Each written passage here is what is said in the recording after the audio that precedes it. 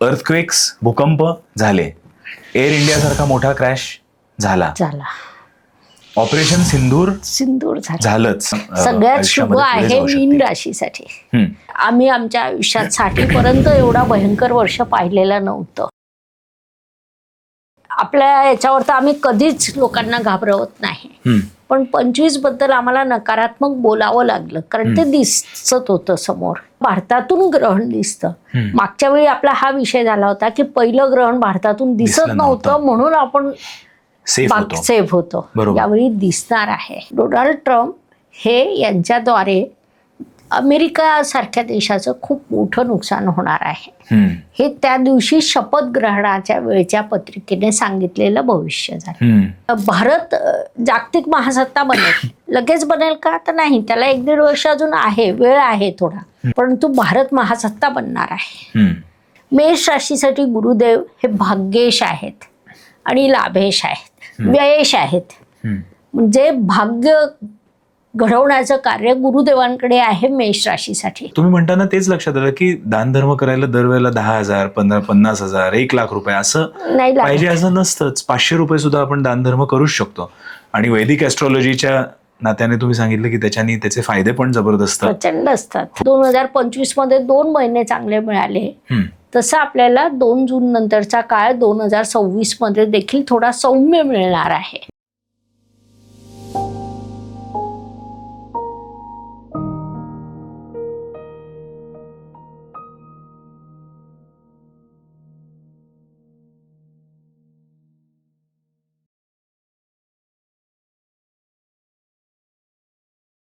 हाय, hello, नमस्कार, welcome back to इनोटॉक्स. इनोटॉक्सच्या आजच्या स्टुडिओमध्ये पुन्हा एकदा आमच्यासोबत आहेत ॲस्ट्रॉलॉजर, नामांकित astrologer doctor Jyoti Joshi. Doctor ज्योती जोशींबरोबर मे महिन्यामध्ये आपण एक सुंदर एपिसोड केला होता. त्या एपिसोडमध्ये डॉक्टर जोशींनी आपल्याला वैदिक ॲस्ट्रॉलॉजीच्या नात्याने गुरुची अतिचार गती आणि त्याचा जागतिक दृष्टिकोनातनं काय प्रभाव होणार आहे हे सांगितलं होतं. तो एपिसोड शूट झाल्यावरती किंवा रिलीज झाल्यावर अवघ्या 7 ते 8 दिवसामध्ये आपल्या पंतप्रधानांनी ऑपरेशन सिंदूर गाजवलं होतं. आणि ही गोष्ट डॉक्टर ज्योती जोशींनी त्या एपिसोडमध्ये सांगितली होती. 2025 खरं तर संपत आलंय, पण आपण 2026च्या उंबरठ्यावर आहोत. ऑक्टोबर महिन्यामध्ये आहोत आणि 2026 आपल्या राशीसाठी कसं जाणार आहे ह्याविषयी चर्चा करण्यासाठी आम्ही डॉक्टर ज्योती जोशींना इनोटॉक्सच्या स्टुडिओमध्ये पुन्हा एकदा तुमच्यासाठी बोलवलंय. Doctor Jyoti Joshi, welcome to Innotalks. नमस्कार. इनोटॉक्सच्या व्यासपीठावर येऊन खूप छान वाटतं, फॅमिलियर वाटतं आणि नेहमीच तुमची टीम खूपच छान आहे. इथे आलं की प्रसन्न वाटतं अगदी. मी तुम्हाला विचारणारच होतो की कसं वाटतंय आज तुम्हाला इनोटॉक्समध्ये पुन्हा एकदा येऊन. खूपच छान. मला वाटतं आपला 3ऱ्यांदा येतोय आपण. आपला तिसऱ्यांदा पहिला आपण मे मध्ये केला गुरुच्या अतिचार गतीवरती, आणि दुसरा एक आगळा वेगळाच केला होता. तुम्ही म्हणला होतात की गुरुची अतिचार गती जी झालेली आहे ती मागच्या काळामध्ये बघितलं तर महाभारताच्या वेळेला जेव्हा कुरुक्षेत्रामधली लढाई झाली होती तेव्हा झालं होतं. त्याच्याबद्दलही आपण चर्चा केली. मग आज आपण 2025 बद्दल आपण चर्चा केली होती. 29 मार्चला शनिदेव राशी परिवर्तन ज्या दिवशी झालं त्या दिवशी ग्रहण होतं. अनेक ग्रह एकाच राशीत होते आणि तेव्हाचा आपला विषय होता की यापूर्वी न घडलेल्या अनेक घटना घडतील. म्हणजे नैसर्गिक आपत्ती असेल, युद्धजन्य परिस्थिती. तेव्हा युद्धजन्य परिस्थिती कुठून कुठे त्या तुलनेत दिसत नव्हती. आणि 2025 मध्ये ती वाढत गेली. म्हणजे तेव्हा आपण 3रं महायुद्ध सुद्धा बोललो होतो, कारण ग्रह इंडिकेट करतात. आणि 2025 हे मंगळाचं वर्ष होतं, तर त्याने ते इंडिकेट केलं होतं. त्या पद्धतीने आपण या वर्षात कधी नव्हे एवढ्या घटना पाहिल्या. बरोबर. आणि हे वर्ष आलं केव्हा आणि गेलं केव्हा. आपण नोव्हेंबर मध्ये आहोत. यापूर्वी कधी एखादं वर्ष इतक्या वेगात गेलं का? नाही. हे जेव्हा सांगतो तेव्हा लक्षात येतं की जानेवारी फेब्रुवारीत लोक तारखा चुकतात, परंतु आजही काही लोक चेकवर लिहिताना तारखा चुकतायत. बरोबर. कारण 2025चा वेग स्वतःचा खूप मोठा होता. बरोबर. तुम्ही आता जेव्हा प्रश्न विचारलात ना की लक्षात आलं का किती झपाट्याने गेलं हे वर्ष, नोव्हेंबर आलाय तेव्हा मनामध्ये एक विचार असा आला की मनुष्य जाती ही आपण इतके रेझिलियंट असतो ना की दिवसेंदिवस आपण जेव्हा जगत असतो वेगवेगळ्या मार्गांमध्ये तेव्हा कदाचित येणारे स्ट्रगल्स आणि येणाऱ्या अचिव्हमेंट्स याच्याकडे फार लक्ष जात नसतं. म्हणजे त्या काळापुरतं आपण ते एन्जॉय करतो किंवा त्या दुःखात जातो आणि लगेच आपण पुढे जात असतो. पण 2025 या वर्षाकडे समजा जानेवारीपासून नोव्हेंबरपर्यंतचा कालखंड बघितला तर काय विशेषतः काय नाही झालं मार्च, यावर्षी. विशेषतः 29 मार्च ते डिसेंबर. हो, अर्थक्वेक्स, भूकंप झाले, एअर इंडिया सारखा मोठा क्रॅश झाला, ऑपरेशन सिंदूर झालंच. सिंदूरचा एक विषय जेव्हा तो होणार होता त्यापूर्वी आपण जे विचार केला होता की मोदीजी कूटनीती वापरतील, हो, मंगळा त्यांचा अंक पण मंगळाचा आहे, 8 अंकाचा, हो, घटना घडवतील आणि लगेच थांबतील. म्हणजे ज्या वेगात त्यांनी ती कृती केली, हो, ते आपण तेव्हाही बोललो होतो. आणि वेगळीच कृती केली, वेगळीच केली. म्हणजे पाकिस्तानात जाऊन त्यांचे रनवे फोडून टाकले, नेस्तनाबूत करून टाकले असं आपण म्हणतो. त्याच्याने पुढे ते त्यांची लढाकू विमानं हवेमध्ये घेऊन जाऊच शकले नाहीत. ही वेगळीच कूटनीती होती. आणि एक विषय आपला झाला होता की मोदीजी बोलत नाही करतात. हो, बरोबर, तेच चालू आहे, अजूनही तेच चालू आहे. काही ठिकाणी सुनामी आल्या, म्हणजे जलतत्वाबद्दल सुद्धा तुम्ही सांगितलं होतं त्यावेळेला. जलतत्व आणि वायुतत्व दोन्ही असं तुम्ही बोलला होतात. दोन्ही बिघडलेले होते. ते झालं. फॉरेस्ट फायर्स झाल्या. आता आपण नोव्हेंबरमध्ये आहोत. आता येणारे 2 महिने हे कसे असतील?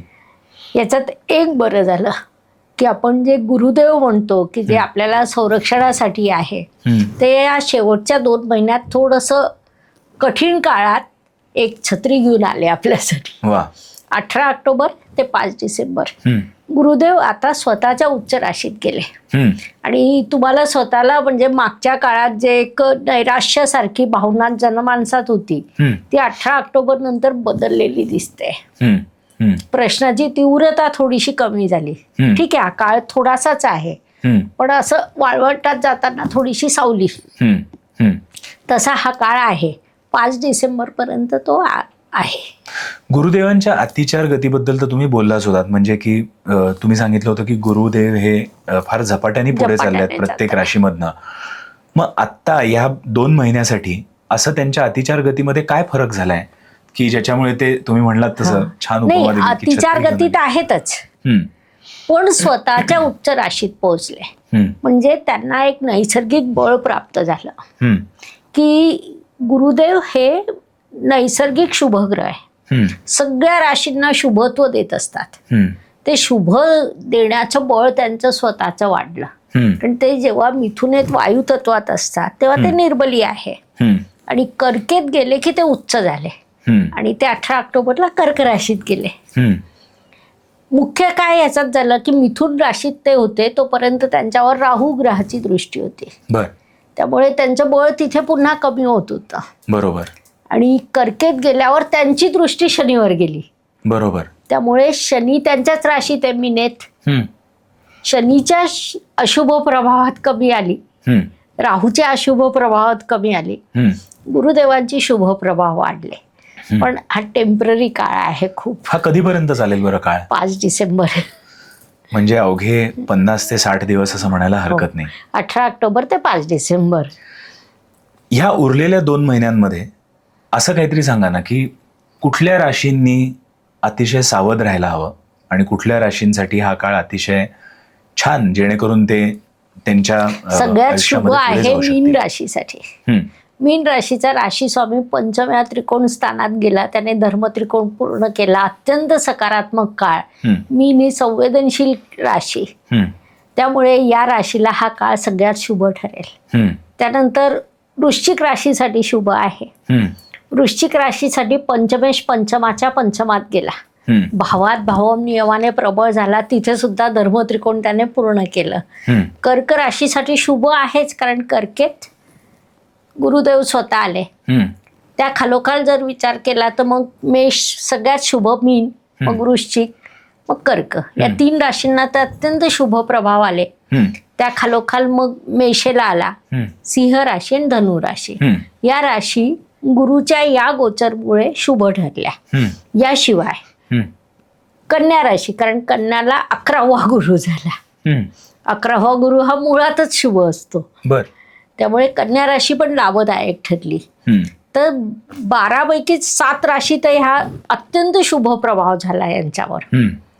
आणि अशुभ प्रभाव हा गुरुदेवांचा जेव्हा ते उच्चीचे होतात तेव्हा कुणावर होत नाही. म्हणजे अक्षरशः गंमत बघा, ते सिंह राशीच्या वेगळ्या स्थानात जातात, की ज्या स्थानाला आपण नकारात्मक मानतो. पण इथे होतं काय की सिंह राशीचा स्वामी रवी आणि कर्केचा स्वामी चंद्र मित्र आहे. त्यामुळे वेळ स्थानाचे नकारात्मक प्रभाव सुद्धा कमी होतात. आणि सिंह राशीला सुद्धा वास्तुयोग, वाहन योग, सौख्य योग निर्माण होऊन जातं. म्हणजे गुरुला शुभ म्हटल्याच यासाठी जातं स्वतः आणि त्याचे 3 अमृत दृष्टी, आणि तो झालेला उच्चीचा. त्यामुळे बरेचसे समाजातले प्रश्न, नैसर्गिक प्रश्न, कृत्रिम प्रश्न, म्हणजे गेल्या काही दिवसात ट्रम्प यांची नवीन काय ट्रेड वॉर आलं होतं. नाही, त्यांचे काय नवीन काय असतात फटाके असं म्हणत आपण, किंवा काय, तर ते थांबले. किंबहुना त्यांनी थोडीशी माघारही घेतली. ट्रम्प साहेब युटर्न साठी स्पेशलिस्ट आहेतच ना. आधी ते निर्णय घेतात आणि मग तो युटर्न घेतातच. पण या काळात नवीन फटाका नाही आला. 18 ऑक्टोबर नंतर नाही आला, त्याच्या अगोदरच आले जे आले HB1 विजा किंवा हे. हो. तर कुठेतरी एक सौम्यता येईल. बरोबर. मग त्याच्यातही कसं असतं की जर आपण अगदीच बारीक गेलो, ग्रह वक्री झाला की पुन्हा त्या सौम्यतेत कमी येते. पण त्यातल्या त्यात 2025 हे वर्ष जो आपण अनुभव घेतला, म्हणजे आम्ही आमच्या आयुष्यात 60पर्यंत एवढा भयंकर वर्ष पाहिलेलं नव्हतं. म्हणजे आपल्या याच्यावर तर आम्ही कधीच लोकांना घाबरवत नाही. पण 25 बद्दल आम्हाला नकारात्मक बोलावं लागलं, कारण ते दिसत होतं समोर. तर त्या घटना घडत गेल्या. त्यातल्या त्यात आता सौम्य काळ आहे, चांगला काळ आहे. त्यामुळे नोव्हेंबर-डिसेंबरमध्ये ह्या राशी भाग्यवान ठरतील. एक असा एक प्रश्न वेगळाच थोडासा आला होता. आपला मूळ विषय आजचा 2026चं राशी भविष्य खरं तर आहे, आणि त्यामध्ये आपण अनेक वेगवेगळ्या विषयांवरती चर्चा करूच. पण जेव्हा आपण म्हणतो ना की 2025 हे साल खरंच खूप कठीण होतं, तर एका इनोटॉक्सच्या एका व्ह्युअरनी प्रश्न असा विचारला होता की जेव्हा, म्हणजे त्याची भूमिका अशी होती की जेव्हा जेव्हा कुठलाही कठीण काळ आपल्यासमोर येतो तेव्हा आपण उपाय शोधत असतो, आणि उपाय शोधताना आपण ॲस्ट्रॉलॉजर्सकडे जातो, मंदिरात जातो, किंवा अनेक वेगवेगळे उपाय करत असतो. त्यामधला एक उपाय म्हणजे असा, किंवा असं म्हणलं जातं की आपले जे कुलदेव किंवा कुलदेवी असतात हे आपले फर्स्ट लाईन ऑफ डिफेन्स असल्यासारखे. म्हणजे त्यांचं आपण पाहिजे तेवढं खरं करत असू तर पहिला डिफेन्स ते आपल्या कुळाचं रक्षण करण्यामध्ये देऊनच टाकतात. पण त्यांनी प्रश्न असा विचारला होता, आणि तो चांगला वाटला म्हणून इथे इन्क्लूड केला, की समजा एखाद्याला कुलदेव किंवा कुलदेवी आपली माहीत नसेल तर वैदिक ॲस्ट्रॉलॉजीरित्या ती शोधता येते? शोधता येते. आणि मुख्यतः आपल्या ग्रंथांमध्ये असं आहे की तुळजापूरची देवी, ज्यांना माहिती नसेल, कारण आपली कुलदेवी म्हणजे ती आपली आई असते, तर तुळजापूरची देवी ही आपली कुलदेवी. बर. म्हणजे आणि मग त्या अनुषंगाने तुम्ही वाटचाल करा. आणि कुलदेव म्हणजे कोण? खंडोबा. मग माहीत नसेल तर ह्या दोन्ही देवांकडे तुम्ही जावं, आणि यांच्याकडे ऍटलिस्ट वर्षातनं एकदा वगैरे जावं. खरंच महत्वाचं असतं का? खूप महत्वाचं असतं. बघा, अनेक पत्रिकेत मंगळ बिघडलेला असतो, किंवा घरात तुमच्या कारण असताना नसताना विवाद होतात. कुलदेवी म्हणजे आपली मूळ आई, पहिली आई. त्या आईचे आशीर्वाद तुम्ही घेतले की तुम्ही सुरक्षित पुढे वाटचाल करता. त्यामुळे वर्षातून एकदा तरी आईचे आशीर्वाद घेणं हे खूप आवश्यक आहे. खूप आवश्यक असतं. हो. आणि 2025 सारख्या वर्षी जिथे इतक्या घटना घडल्या, त्या अशा वर्षांमध्ये तर हा डिफेन्स किंवा ही म्हणजे ती साधना करणं खूपच गरजेचं. साधना आवश्यकच आहे. 2026 बद्दल बोलताना सुरुवात अशी की 2025 हे तुम्ही म्हणलात की मंगळाचं वर्ष होतं. 2026 हे कोणाचं आहे? राजा रवी, सूर्य, तेज, प्रकाश देणारा दाता, सूर्याचं वर्ष. मग सूर्याचं वर्ष म्हणल्यावर अर्थात 2025 पेक्षा चांगलंच जाईल का? नाही, म्हणजे खरं सांगायचं तर एक ॲस्ट्रॉलॉजर म्हणून भीती वाटते 2026ची. कारण की मूळ प्रश्न सुरू झाला शनी आणि गुरुपासून. शनी जलतत्वात गेला आणि गुरु अतिचार गतीत गेला. ते प्रश्न आहेतच. सूर्य राजा आहे, सूर्यामध्ये सामर्थ्य आहे, तर तो तुम्हाला सहकार्य करेल. मंगळ हा सेनापती होता, तो फक्त युद्धाला भिडत होता. सूर्य तुम्हाला संरक्षण देईल. राजाचं कामच संरक्षण देण्याचं असतं, पण युद्ध तुम्हाला करायचे आहे. संघर्ष तुम्हाला चुकलेला नाही. 2026 हा अजून जास्त संघर्षाचा काळ आहे. म्हणजे पहिलंच येणारं चंद्रग्रहण भारतातून दिसणार आहे. आणि जेव्हा भारतातून ग्रहण दिसतं, मागच्या वेळी आपला हा विषय झाला होता की पहिलं ग्रहण भारतातून दिसत नव्हतं म्हणून आपण सेफ होतो. यावेळी दिसणार आहे. त्यामुळे ते देखील संकट आहे. संकट आहे, परंतु एक निश्चित की आपल्या सनातन धर्मामुळे, हिंदू संस्कृतीमुळे आपल्याला अनेक गोष्टी अशा होतात की आपण त्यातून सेफ वाटचाल करू शकतो.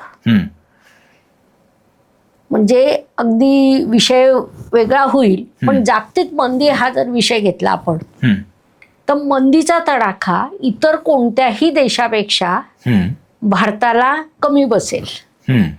त्याचं कारण भारताची कुटुंब व्यवस्था आहे. ही कुटुंब व्यवस्था आपल्या सनातन धर्मातून आली. आता हे वाक्य जेव्हा मी बोलते तेव्हा त्याचं मला कारण द्यावं लागेल. भारताबाहेरच्या देशात एखादा व्यक्ती पैसे कमवतो, खर्च करतो, त्याचे विचार असतात मी माझं आयुष्य, माझं पैसे कमवतो, मी खर्च करेल. भारतात असं असतं की पैसा कमवला की तो पहिले बचतीत, कारण की आपल्या समोर आपली पुढची पिढी असते आणि त्यामुळे भारतात बचत भरपूर असते. आणि म्हणून मंदीचा तडाखा जरी बसला तरी भारतासारखा देश त्यातून सावरतो. ही भेट आपल्याला आपल्या संस्कृतीने दिली आहे, सनातन धर्माने दिलेली आहे आणि खूप मोठी गोष्ट आहे. म्हणजे हा वेगळा विषय होता, पण पर्याय आला म्हणून मी सांगितलं. आणि मंदीच्या दारावरही आपण उभे आहोत, तिसऱ्या महायुद्धाच्या दारावर उभे आहोत. अशा सगळ्या संकट काळात भारत सगळ्यात सुरक्षित आहे. कारण भारतात असे संस्कार रुजलेले आहेत. कुलदेवीला आपण देवी मानतो, गाईला माता मानतो. हे आशीर्वाद आपल्याला येतात. झाडांची आपण पूजा करतो. तर त्यामुळे हे संस्कार जे आहेत ते अशा कठीण परिस्थितीत आपल्याला बाहेर काढायला मदत करतात. बरोबर. तुम्ही बचतीचं म्हणलात आणि 2025 समजा आपण सगळ्यांनी बघितलं तर सोनं आणि चांदी याचे भाव प्रचंड वाढत गेले होते. 2026 मध्ये खाली येतील का ते भाव, का अजून वाढत जातील? नाही, खाली अजून येणार नाही. म्हणजे सोनं वाढेल हा विषय तर कसं आहे ना की जर तुम्ही मागचेही सगळे रेकॉर्ड पाहिले तर सोनं वाढणारच होतं. म्हणजे मी 2 वर्षापूर्वी माझ्या मेडला जेव्हा दिवाळी दिली, तिला म्हटलं सोनं घे. आमच्या सगळ्या स्टाफने त्या वर्षी दिवाळीचे पैसे सोन्यामध्येच गुंतवले. सगळे खूप खुश आहे. म्हणून स्टाफ सोडूनही जात नाही, कारण त्यांना अशा टिप्स मिळतात ना. तर सोनं वाढणारच होतं, अजूनही वाढणार आहे. चांदी पण वाढणार आहे. चांदी थोडं जास्त वाढेल, सोनं पण वाढेल, पण अजून वाढणार आहे. ओके. म्हणजे 2026 मध्ये ते वाढतच जाईल. हो, पण कसं होतं ना, कधी कधी टेम्पररी असं होतं, 4 दिवसासाठी कमी मग पुन्हा वाढेल, 6 दिवसासाठी कमी पण पुन्हा वाढेल. आणि हे असं जेव्हा टेम्पररी कमी होतं ना, तेव्हा आज मार्केटमध्ये काय चालतं, लगेच तुम्हाला मग ते उपलब्धच देत नाही. बरोबर बरोबर. तर असं अधूनमधून कमी झालं तरी घाबरण्याचं कारण नाही. अजून सातत्याने सोन्याची वाढ होणार आहे. बरोबर. आपण मागचे समजा सगळे रेकॉर्ड जसं म्हणलं तसं सोन्यासारखे बाकीच्या जिओ पॉलिटिक्समध्ये किंवा इतर विषयांमध्ये सुद्धा बघितले तर असं लक्षात येतं की युद्धाच्या उंबरठ्यावर जेव्हा आपलं जग असतं त्यावेळेला सगळा पैसा जो बचतीचा असतो तो सोन्या चांदीमध्ये इन्व्हेस्ट केला जातो आणि तसं आत्ता घडतंय. पण युद्धाच्या उंबरठ्यावर आपल्याला नेण्यासाठी कारणीभूत असतो तो आपल्या देशाचे जे वेगवेगळ्या देशाचे जे लीडर्स असतात त्या लीडर्सच्या नेतृत्वामुळे. आता यावर्षी समजा आपण बघितलं आणि एक लीडर ज्यांनी पूर्ण वर्ष हे गाजवलं तर अमेरिकेचे राष्ट्रपती डोनाल्ड ट्रम्पच आहेत खरं तर बघायला गेलं तर. डोनाल्ड ट्रम्पनी 2025 मध्ये अनेक गोष्टी केल्यात, त्याच्यावरती आपण दोन्ही बाजूनी चर्चा करू शकतो. कदाचित ते अमेरिकेसाठी चांगलं होतं, पण 2026 मध्ये डोनाल्ड ट्रम्प हे काय डिसिजन्स घेतील, जरा स्थैर्य येईल का जगामध्ये? नाही, अमेरिकेसाठी चांगलं होतं असं त्यांना वाटतंय. मुळात काय झालं ना की डोनाल्ड ट्रम्प यांनी जे काही प्रयत्न केले ते अनेक निगेटिव्ह केले, त्यांना सकारात्मक प्रभाव नाही मिळाले. त्याचं कारणही आहे की त्यांनी जेव्हा शपथ ग्रहण केलं त्यावेळीची जर तुम्ही पत्रिका पाहिली तर मेष लग्नाची पत्रिका आणि त्याचा जो स्वामी होता तो नीचीचा मंगळ कर्क राशीत, आणि त्यामुळे कुलनाशक योग तिथे तयार झालेला. डोनाल्ड ट्रम्प हे यांच्याद्वारे अमेरिका सारख्या देशाचं खूप मोठं नुकसान होणार आहे, हे त्या दिवशी शपथ ग्रहणाच्या वेळच्या पत्रिकेने सांगितलेलं भविष्य झालं. तर तो विषय अजून वेगळा आहे. म्हणजे आपले ग्रह अनेक पद्धतीने अनेक गोष्टींचे इंडिकेशन देत असतात, तर त्यांच्या पत्रिकेत तसा तो योग झालेला आहे. पण मग 2026 मध्ये तसंच त्यांची कारकीर्द चालू राहील? मुळात कसं आहे ना की अमेरिकेची जर आपण पत्रिका पाहिली तर देशाची पत्रिका पाहत असताना आपण 360 वर्षाची महादशेचं सर्कल काढतो. ते पाहत असताना हे लक्षात येते की अमेरिका सुरुवातीला खूप संघर्ष, मग प्रगती, मग जोरात प्रगती, मग टॉपला पोहोचला. आता तो हळूहळू खाली येणार आहे. वर जाणारा प्रत्येक व्यक्ती खाली येतो, बरोबर, प्रत्येक देशही खाली येतो, बरोबर. आणि आज अमेरिकेची जी ग्रहस्थिती आहे ती खाली आणणारी आहे, बरोबर. याच धरणीवरती जसं तुम्ही म्हणालात की कुठलाही देश जो वर जातो तो खाली येतोच, आणि म्हणजे श्रीकृष्णाने सुद्धा महाभारताच्या वेळेला सांगून ठेवलंच आहे की युगायुगानंतर परिवर्तन झालं की त्याच सगळ्या गोष्टी परत परत पुन्हा पुन्हा येत राहणार. परिवर्तनाचं वर्ष हे आहेच. म्हणजे आपण अंकशास्त्र पाहिलं तर 1 ते 9 वर्ष संपलं. आता 1 म्हणजे पुन्हा नवीन सुरुवात झाली. युग परिवर्तनाचं वर्ष हे आहेच, किंबहुना हे दशकच युग परिवर्तनाचं आहे. 2026 पासून 2036 25 पासून अजून जास्त सांगायचं तर 14 मे 2025 पासून, ज्या दिवशी गुरुदेव अतिचार कथित केले, 8 वर्षासाठी गेले, बरोबर. हे दशक युग परिवर्तनाचं आहेच. आणि जसं ते खाली जाईल तसं चीनही वर जाईल, भारतही वर जाईल. भारत जागतिक महासत्ता बनेल. लगेच बनेल का तर नाही, त्याला 1-1.5 वर्ष अजून आहे, वेळ आहे थोडा, परंतु भारत महासत्ता बनणार आहे हे नक्कीच आहे, बरोबर. गुरुदेवांच्या अतिचार गतीचा प्रभाव आपण जागतिक आणि वेगवेगळ्या लीडर्सच्या नेतृत्वावरती तर आपण बोललोच, पण या अतिचार गतीचा प्रभाव हा कौटुंबिक आणि वैयक्तिक जीवनावर पण होईल का? खूप छान प्रश्न आहे. म्हणजे खरं तर या प्रश्नावर भरपूर चर्चा व्हायला हवी होती, पण ती झालीच नाही. गुरुच्या अतिचार गतीवर जी काही चर्चा झाली ती मेदनीय पद्धतीने झाली, परंतु नक्कीच कौटुंबिक प्रभाव होतो. म्हणजे जर आपण अतिचार गती पाहिलं 19 मध्ये होती पहिल्या महायुद्धाच्या काळात, तर 50च्या काळात जनरेशन गॅप नेहमीच येतं, ते काही नवीन नाही. परंतु 50ची पिढी ही वेगळी झाली. 1950ची पिढी, स्वातंत्र्यानंतरची पिढी, मध्ये एक भाषा आली होती की गैरजबाबदार तरुण पिढी.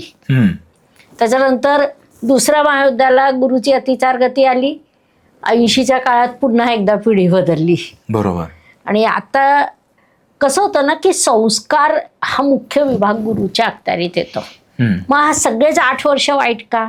तर तसं नाही. जसं आता गुरुदेवांनी आपल्याला हा काळ दिला 18 ऑक्टोबर ते 5 डिसेंबर, तसं मध्ये मध्ये शुभ काळ येतो. गुरु स्वतःच्या राशीत जातो, उच्च राशीत जातो, शुभ स्थानांमध्ये जातो. अशा वेळी मग होणारी संतती ही सकारात्मक राहते. किंवा प्री प्लॅन करताना सुद्धा त्या पद्धतीने तुम्हाला करता येतं की जेव्हा कन्सिव्ह करायचं त्यावेळीची ग्रहस्थिती पाहून जर तुम्ही योग्य उपाय केले, गुरुचं बळ वाढवण्याचा प्रयत्न केला. आता गुरुचं बळ वाढवणं म्हणजे खूप काही पूजा अर्चा करणं किंवा खूप लाखो रुपये खर्च करणं असं नाही. तुम्ही गुरुदेवाचे मंत्र म्हणा, घरातल्या मोठ्या व्यक्तींचा आदर करा, शिक्षकांचा आदर करा, तुमची भाषा सौम्य ठेवा. हे आतापर्यंतही करणं उपयुक्त होतं, पण आता आवश्यक झालं आहे. गुरुदेवांचं मंदिर असं मी कुठे बघितलं नव्हतं, पण मग अशा केसेसमध्ये नवग्रहांच्या मंदिरामध्ये जाऊन नमस्कार करणं उपयुक्त ठरू शकतं का? होय, नवग्रहाचं मंदिर आहे, गुरुचं स्तोत्र आहे. पण गुरुला सकारात्मक करण्याचा सगळ्यात सोपे मार्ग आपल्या ग्रंथांमध्ये आहे. हळकुंड वापरा. सूर्याला अर्घ देताना त्याच्यात थोडीशी हळद टाका. हळकुंड उशी खाली ठेवा. गाईला चारा खाऊ घाला. गाईची सेवा करा.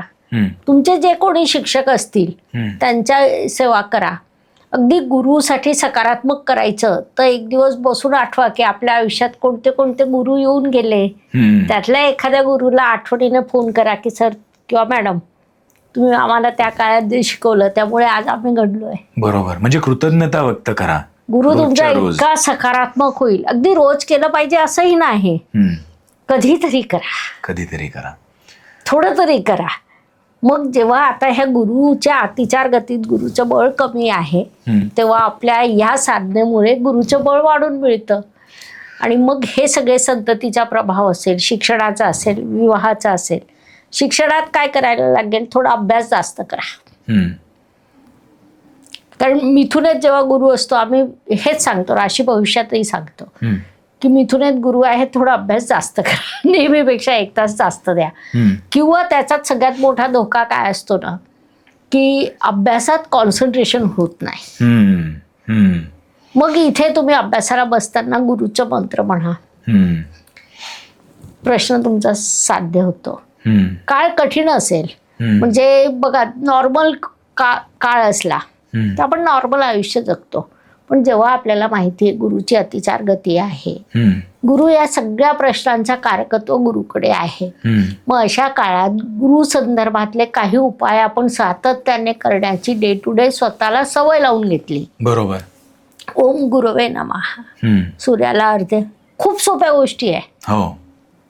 तर या सगळ्या प्रश्नांवर आपल्याला सकारात्मकता मिळू शकते. मग संतती असेल, शिक्षण असेल, विवाह असेल, योग्य मार्गाने अर्थार्जन असेल, कुटुंब व्यवस्था असेल, हे सगळे विषय एकमेव गुरुदेव उचलून घेतात.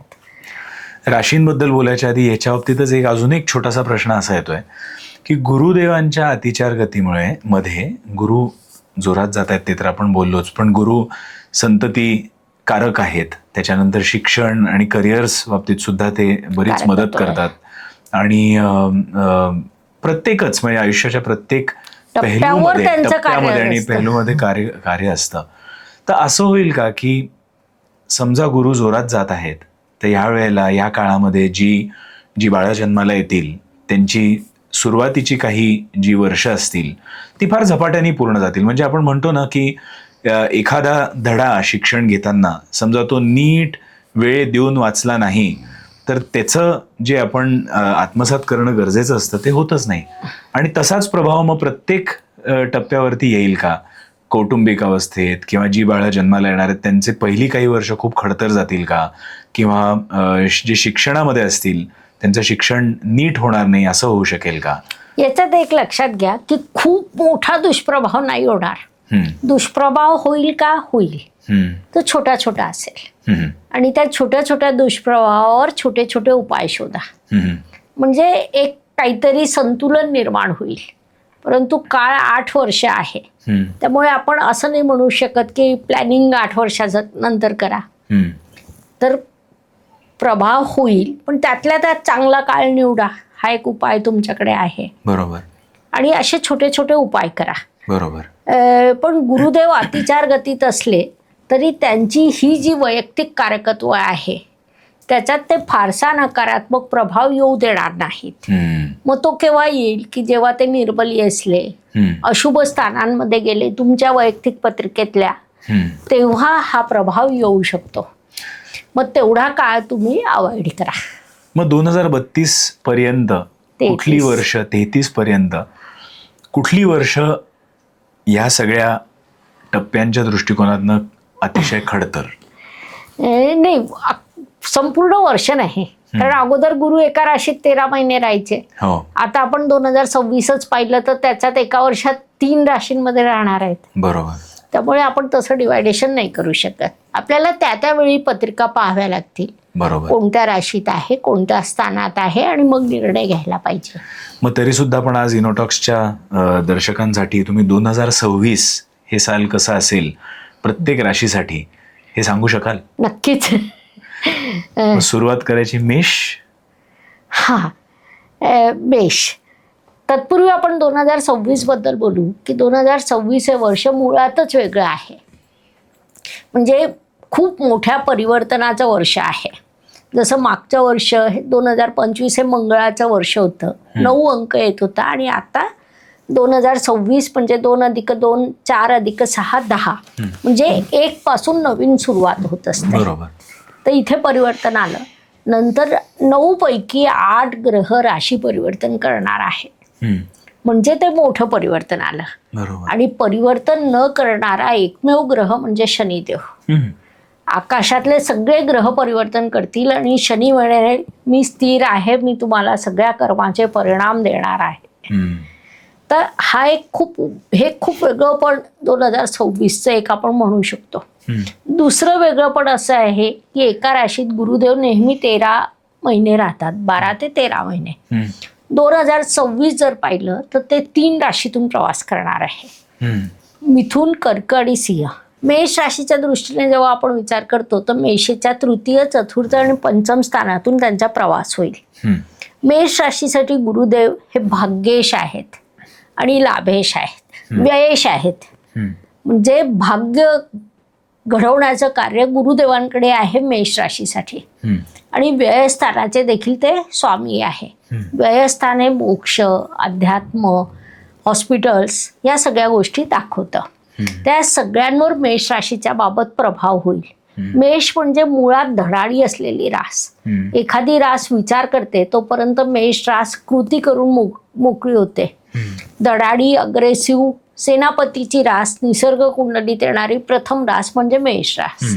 मग या मेष राशीच्या तृतीय स्थानात गुरुदेव असतील वर्षाच्या सुरुवातीपासून तर 2 जूनपर्यंत.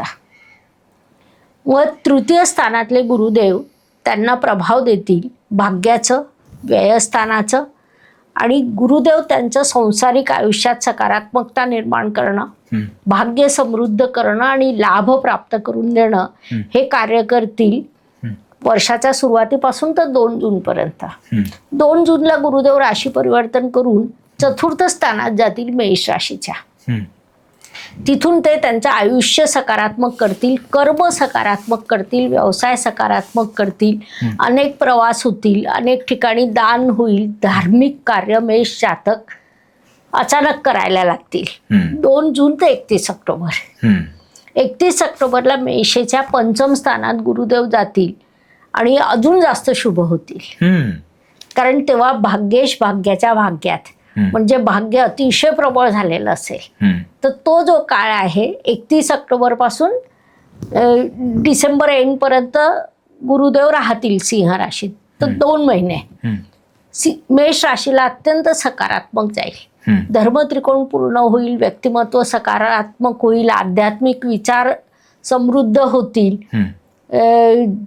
त्यानंतर धनप्राप्ती होईल, इच्छापूर्ती होईल. गेली अनेक वर्ष पाहिलेलं स्वप्न पूर्ण होण्याचा तो काळ असेल. कारण भाग्येशाची दृष्टी भाग्यस्थानावर असेल, लाभस्थानावर असेल आणि राशीवर देखील असेल. त्यामुळे तो काळ मेष जातकांसाठी अत्यंत शुभ राहील 31 ऑक्टोबर 2026 ते डिसेंबर 2026. बरोबर. मग मेष राशीसाठी उपाय कुठले? मेष राशीने मुख्यतः सूर्याला अर्ध द्यावं. कारण मेष ही मंगळाची रास आहे, तो सेनापती आहे. राजाला प्लीज केलं की तो सकारात्मक होतो. त्याच्यानंतर गुरुचं मंत्र ओम गुरुवे नमः आणि त्यानंतर गायत्री मंत्र, हे मंत्र त्यांनी द्यावं. वृद्ध व्यक्तींचं, घरातल्या मोठ्या व्यक्तींचा आदर करावा. नकारात्मक शब्द शिक्षकांबद्दल, कोणत्याही शिक्षकांबद्दल बोलू नये. गुरूंचं ऐकलं नाही तर चालेल, अनादर करू नका. हा नियम मेष जातकांनी पाळावा. बरोबर. आणि त्यातल्या त्यात मेष राशीसाठी जेव्हा आपण बोलतो 16 जानेवारी ते 23 फेब्रुवारी हा काळ मेषेसाठी गोल्डन आहे. माती उचला सोनं होईल. म्हणजे वर्षाच्या सुरुवातीलाच मेष राशीने तयार व्हावं. कारण मुळातच ती कर्तृत्ववान रास आहे. बरोबर. आणि त्या राशीत त्या काळात काय होईल की भाग्येश भाग्याच्या भाग्यात आणि मेषेचा स्वामी मंगळ उच्छीचा कर्मस्थानात, त्याची दृष्टी भाग्येशावर, भाग्येशाची दृष्टी त्याच्यावर, सर्व अर्थाने अत्यंत शुभ काळ तो निर्माण होतोय. बरोबर. तर त्या काळाचा उपयोग मेष जातकांनी नक्की करावा. म्हणजे 2026 मेष साठी हो, खूप चांगलंच जाईल. सकारात्मक आहे. वृषभ रास. वृषभ रास शुक्रदेवांची रास. राक्षस गुरु शुक्राचार्य यांची ती रास अत्यंत परिश्रमी, स्मार्ट, हँडसम, सतत कार्यरत राहणारी व्यक्ती म्हणजे वृषभ जातक.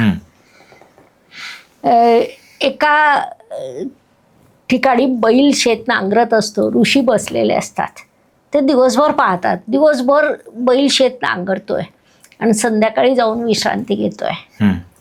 ऋषी त्याला विचारतात, थकलास का? बैल म्हणतो, नाही, मी माझं कार्य केलं. ही वृत्ती वृषभ जातकांची आहे. वृषभ व्यक्तीला काम सोपवावं आणि विसरून जावं. तर वृषभ राशीसाठी 2026 हे वर्ष पुन्हा वेगळं आहे.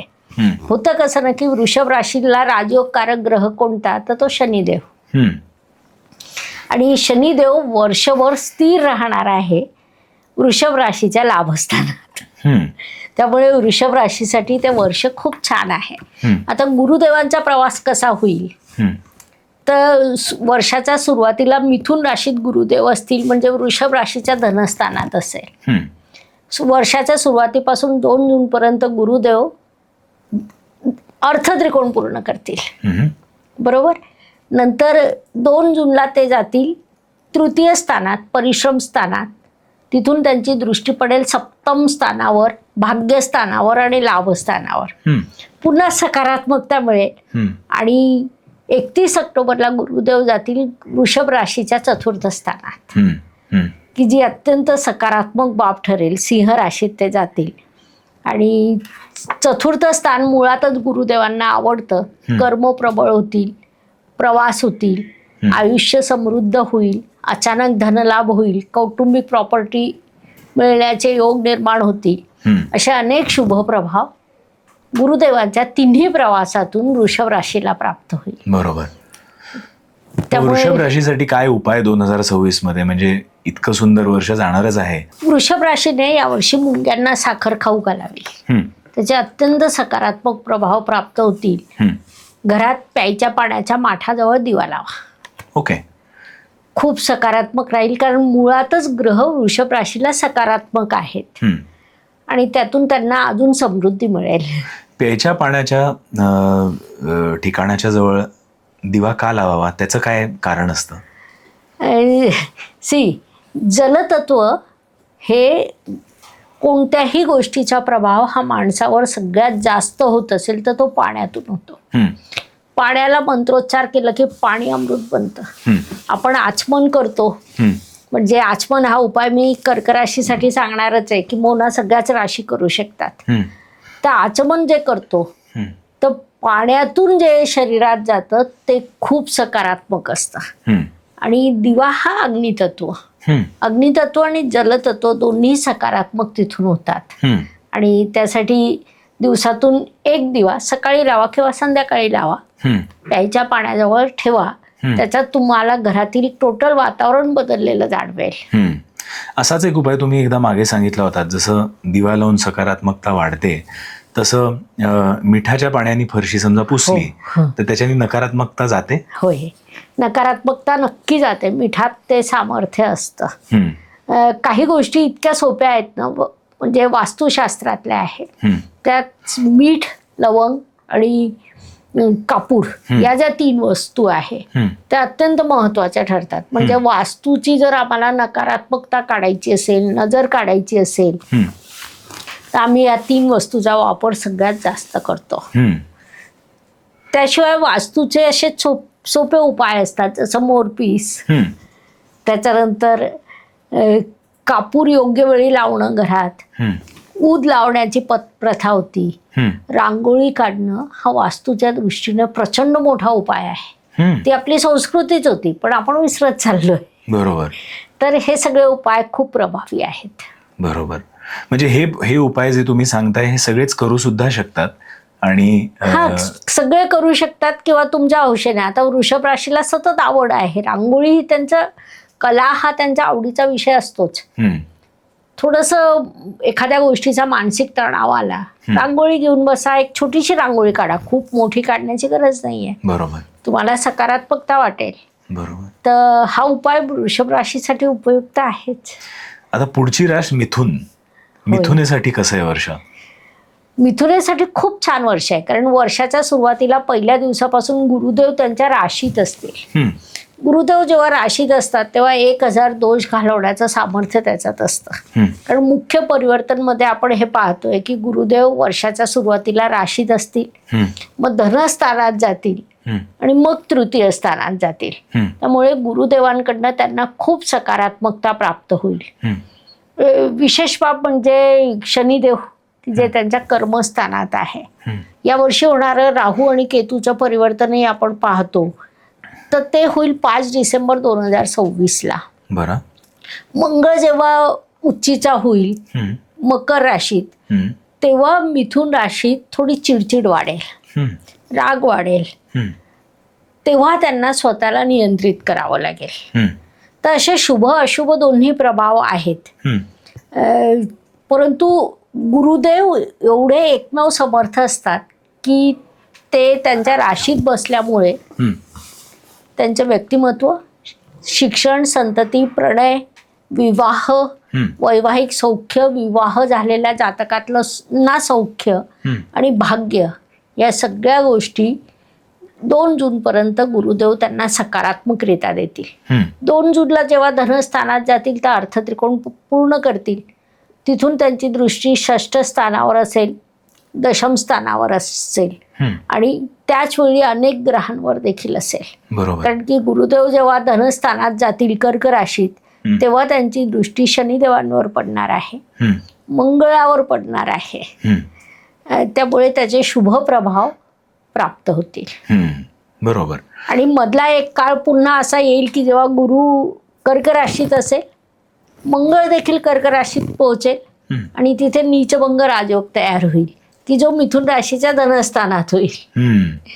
त्यामुळे असे शुभ प्रभाव तुम्हाला प्राप्त होतील. मग आपण काय करायचं असतं की वर्षातला हा शुभ काळ निवडायचा, त्या शुभ काळाचं शुभ नियोजन करायचं. मग आपले जे महत्वाचे प्रश्न असतात, संतती असेल, शिक्षण असेल, त्या सर्व प्रश्नांचे या काळात निर्णय घ्यायचे आणि अंमलबजावणी करायची. बरोबर. आपण रस्त्याने जात असलो, हायवेने निघतो, खडकाळ रस्ता आला, मातीचा रस्ता आला की वेग 50 करतो. चांगला चौपदरी रस्ता आला, 6 पदरी आला की 80 करतो, 100 करतो, कधी कधी 120लाही पोहोचतो. बरोबर. तर जेव्हा असा चांगला काळ मध्ये मध्ये ज्या ज्या टप्प्याने प्राप्त होतोय, जसं आता आपण प्रत्येक राशीचे टप्पे सांगतोय की कोणत्या राशीला कोणता काळ कसा चांगला मिळणार आहे, त्यांनी त्या काळाचा उपयोग करून घ्यावा. तसंच मग मिथुन राशीसाठी काय उपाय तुम्ही सांगाल? मिथुन राशीसाठी गाईला हिरवा चारा, कारण मिथुन राशीसाठी हिरवा रंग हा अतिशय महत्वपूर्ण असतो. गुरुदेवांसाठी गाईची सेवा आणि हिरवा चारा हा एक प्रभावी उपाय आहे. हिरवे मूग दान करणं हा देखील उपाय आहे. राशीत गुरुदेव येणार आहे आणि त्यानंतर 31 ऑक्टोबरला जे तेव्हा तृतीय स्थानात जातील, सिंह राशीत जातील, तेव्हा तुमच्यापेक्षा वरिष्ठ लोकांची सेवा करा. बर. आणि बोलण्यापूर्वी विचार करा. विशेषतः जेव्हा गुरुदेव सिंह राशीत जातील. अच्छा. किंवा मंगळ जेव्हा मकर राशीत जाईल. बरोबर. या 2 काळात मिथुन राशीने या 2 गोष्टी सांभाळाव्या. ओके. पुढची रास खरं आता येते कर्क. कर्क रास निसर्ग कुंडलीतल्या 4थ स्थानात येणारी मातृत्वाची अत्यंत संवेदनशील रास म्हणजे कर्क रास, जी प्रेमळ आहे. स्वतःच्या प्रेमाने अख्खं घर बांधून ठेवण्याचं सामर्थ्य जर कोणत्या राशीत असेल तर ते कर्क राशीत असेल. आता कर्क राशीचं काय होतं ना, वर्षाच्या सुरुवातीलाच व्यय स्थानात गुरु आहे आणि कर्क राशीसाठी गुरुदेव हे कारक आहेत. कारक असल्यामुळे गुरुदेवांचं गोचर त्यांच्यासाठी खूप महत्वाचे ठरतं. व्ययस्थानातला गुरु सुद्धा शुभ होऊ शकतो काही बाबतीत. विशेषतः जर तुम्ही दान धर्म केलं, मंत्रोच्चार केले, अध्यात्माच्या रस्त्याने गेलात तर हेच व्ययस्थानातले गुरुदेव तुमच्यासाठी वास्तुयोग वाहनयोग निर्माण करू शकतात, कारण व्ययस्थानातून त्यांची दृष्टी तुमच्या चतुर्थ स्थानावर येते, पंचम दृष्टी चतुर्थ स्थानावर येते, सप्तम दृष्टी षष्ठ स्थानावर येते. नोकरीत अडकलेले प्रमोशन इथे मिळू शकतात. अर्थात तुम्ही गुरुदेवांचे उपाय करा, कारण की हा काळ कठीण आहे. मग त्याच्यानंतर 2 जूनला राशीत येतील. अत्यंत सोनेरी काळ कर्क राशीला सुरू होऊन जाईल. आणि उदाहरणच घ्यायचं असेल ना, तर कर्क राशी आता पण अनुभव घेते. 18 ऑक्टोबर नंतर त्यांच्या आयुष्यात फरक पडलेलाच आहे. 18 ऑक्टोबर ते 5 डिसेंबर हा काळ जसा गेला तसा सिमिलर बरं का, कारण इतर ग्रहही प्रभाव करतात, तसा एक सिमिलर काळ त्यांना मिळेल 2 जून ते 31 ऑक्टोबर. तर तो काळ कर्क राशीसाठी अत्यंत सकारात्मक असेल. त्या काळात त्यांनी जे काही स्वप्नपूर्ती असेल ती करवून घ्यावी, इच्छापूर्ती करून घ्यावी, किंवा धडाडीने एखादं कार्य करून घ्यावं. त्याच्यानंतर गुरुदेव जातील सिंह राशीत, म्हणजे त्यांच्या धन कुटुंब वाणीच्या स्थानी. तिथे मग त्यांचं बोलणं सकारात्मक होतं, लोक त्यांचं मार्गदर्शन घ्यायला येतात, कुटुंबात एखादा कार्यक्रम घडून येतो, कौटुंबिक संख्या वाढते, म्हणजे एक तर नवीन नातवंड वगैरे येईल, जावई येईल, सून येईल, वॉट एव्हर, कौटुंबिक संख्या वाढते, कुटुंबात नातेवाईकांची आवक जावक वाढते. त्यामुळे वातावरण खूप सकारात्मक होतं, धनार्जन होतं. त्या काळात कर्क राशीसाठी अर्थत्रिकोण हा प्रचंड प्रबळ झालेला असेल, कारण की शनी मंगळ गुरु सगळे ग्रह अर्थत्रिकोणात समाविष्ट असतील. बरोबर. तर तो काळ त्यांना एक भेटेल 2 जून ते 31 ऑक्टोबर. आणि 31 ऑक्टोबर नंतर धनस्थान प्रबळ होईल. एकंदरीत कर्क राशीसाठी सकारात्मक आहे. मिथुन आणि कर्केबद्दल बोलताना तुम्ही मिथुन बाबतीत सांगितलं, दान धर्माबद्दल तुम्ही बोललात, आणि गुरुच्या अतिचार गतीबद्दल बोलताना तुम्ही असं सांगितलं की घरातल्या मोठ्या माणसांना, शिक्षकांना कृतज्ञता सुद्धा व्यक्त करावी. तसाच हा प्रश्न दान धर्माबाबतीत येतोय की म्हणजे मोठ्यांची काळजी घेणं, मोठ्यांची कृतज्ञता व्यक्त करणं आणि नमस्कार करणं किंवा ज्या गोष्टी आपण करतो, तसंच दान धर्म करणं, याचा आपल्या पत्रिकेतल्या ग्रहांना सशक्त करण्यासाठी, स्ट्रॉंग करण्यासाठी काय उपयोग होतो? खूप मोठा उपयोग होतो. म्हणजे जेव्हा आम्ही उपायशास्त्र या विषयात जातो तेव्हा 2 उपाय प्रत्येकाने केलेच पाहिजे. त्यात एक असतं मंत्र, जे आपण स्वतः म्हणतो, आणि दुसरं असतं दान. जेव्हा आपण एखादी गोष्ट देतो तेव्हा ती 4 पट होऊन आपल्याकडे येत असते. दान केल्याने कधीही काही कमी होत नाही. त्यामुळे प्रत्येकाने दान करावं. दान करताना आपण समोरच्या व्यक्तीचा विचार करतो, आणि समोरच्या व्यक्तीला उपयुक्त ठरेल असं दान करा. तुमच्याकडे एक्स्ट्रा आहे म्हणून करू नका, पडीक वस्तू करू नका. गरजवंताला आणि ज्या वस्तूची गरज आहे ते दान करा. आणि याच्या जोडीला तिसरा तेवढाच प्रबळ उपाय येतो, ते तुमची कुलदेवी. हे 3 उपाय सगळ्यात जास्त प्रभावी आहे उपायशास्त्रात. याला पैसे लागत नाही, लाखो रुपये खर्च करावे लागत नाही, मोठ्यात मोठी खरेदी करावी लागत नाही, परंतु या 3 उपायांचे थेट प्रभाव मिळतात. आणि दान तुम्ही तुमच्या आवाक्याप्रमाणे करा. बरोबर. आम्ही असं नाही सांगत की एवढे लाख रुपये दान करा. बरोबर. किती दान करायचे ही इच्छा तुमची. बरोबर. परंतु मनापासून करा, गरजवंताला करा, आणि योग्य सन्मानासह करा. जसं शुक्राचं देवात दान करायचं असेल तर महिला वर्गाला बोलवा, जेवू घाला, प्रेमाने जेवू घाला, साडी द्या, नसेल बजेट ब्लाऊज पीस द्या, बांगड्या द्या, किंवा अजून काही पर्स द्या एखादी. बरोबर. परंतु मनापासून द्या, प्रेमाने द्या, त्याला दान म्हणतात. आणि ज्यांच्याकडे खूप आहे अशाच महिलांना तुम्ही परत जेवायला बोलवलं तर ते गरजवंत उरत नाही. बरोबर. बरोबर. तर दान करताना गरजवंत, त्यांना हव्या असलेल्या वस्तू आणि प्रेमाने, या 3 नियम आहे दानामागे. अगदी बरोबर. म्हणजे एक आठवतं म्हणून की माझे गुरु मोहनजी, त्यांची एक फाउंडेशन आहे, त्याचं नाव अम्मू केअर्स असं ते फाउंडेशन आहे. आणि त्या फाउंडेशनचं काम पूर्ण देशामध्ये अनेक राज्यांमध्ये आणि अनेक गावांमध्ये सतत सुरू असतं. आणि गरजवंत म्हणजे कोण, जे तुम्ही म्हणालात त्याच्यावरनं एकदम लक्षात आलं की गरजवंतांना लागतंच काय, म्हणजे अन्नदान हे श्रेष्ठदान आपण म्हणतोच, किंवा शिक्षणाचं दान ते एक दुसरं असू शकतं, किंवा तिसरं जे साधू लोक असतात ते साधनेमध्ये असतात आणि ते पैसे घेत नाहीत त्यांच्यासाठी सुद्धा काही दानधर्म देऊ शकतो, किंवा जे बुजुर्ग आहेत आणि सिनियर्स ज्यांना आपण म्हणतो पण त्यांच्याकडे घरं नाही आहेत किंवा त्यांना उपजीविकेसाठी काही गोष्टी नाही आहेत, तर अशा सगळ्या वेगवेगळ्या कार्यांमध्ये अम्मू केअर फाउंडेशन ऍक्च्युली दानधर्म करतं. आणि तुम्ही म्हणताना तेच लक्षात आलं की दानधर्म करायला दरवेळेला 10,000, 50,000, 1,00,000 रुपये असं पाहिजे असं नसतंच. 500 रुपये सुद्धा आपण दानधर्म करूच शकतो. आणि वैदिक ऍस्ट्रॉलॉजीच्या नात्याने तुम्ही सांगितलं की त्याचे फायदे पण जबरदस्त होऊ शकतात. तर एक असंच आठवलं तुम्ही सांगितल्यावर म्हणून सांगून घेतलं. नाही, छान आहे. पुढची रास सिंह राशीसाठी कसं आहे 2026? राजा लोकांची रास सिंह राशीचं वर्ष. कारण की सिंह राशीचा स्वामी रवी आणि 2026 हे वर्ष रवीच्या अखत्यारीत येतं. त्यामुळे सिंहासाठी अत्यंत सकारात्मक रास आहे. जसं आता सुद्धा मी अगोदर बोलले की सिंह राशीच्या वेळस्थानात जेव्हा गुरु येईल तेव्हा सुद्धा तो सकारात्मक आहे, कारण तो त्याच्या मित्राच्या राशीत आहे. वर्षाच्या सुरुवातीला सिंह राशीच्या लाभस्थानात गुरु असेल. 11वा गुरु हा कायमस्वरूपी शुभ असतो. म्हणजे 11व्या स्थानाचा नियम असा आहे की 11व्या स्थानात येणारा प्रत्येक ग्रह शुभ फळ द्यायला बाध्य असतो. आणि जेव्हा तो नैसर्गिक शुभग्रह आहे, गुरु सारखा सगळ्यात मोठा शुभग्रह आहे, तेव्हा तो भरभरून शुभ फळ देतोच. बरोबर. व्ययस्थानात गेला तरी मित्राची रास असल्यामुळे शुभ राहील.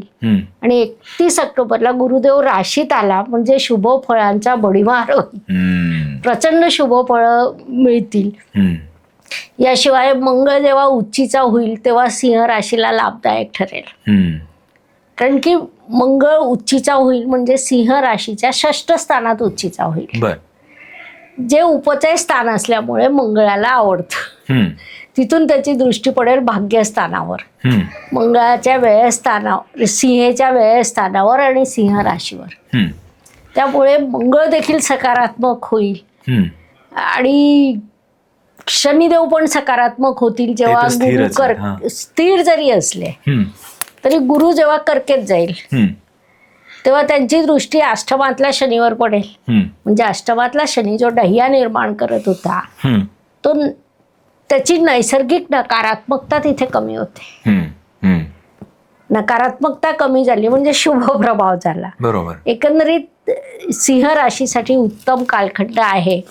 आणि आता आपण जर उपायांचा विचार करताना दान धर्माचाच विचार करतोय तर सिंह राशीने दान धर्म करावं. जलदान हे त्यांच्यासाठी अत्यंत महत्वाचं ठरतं.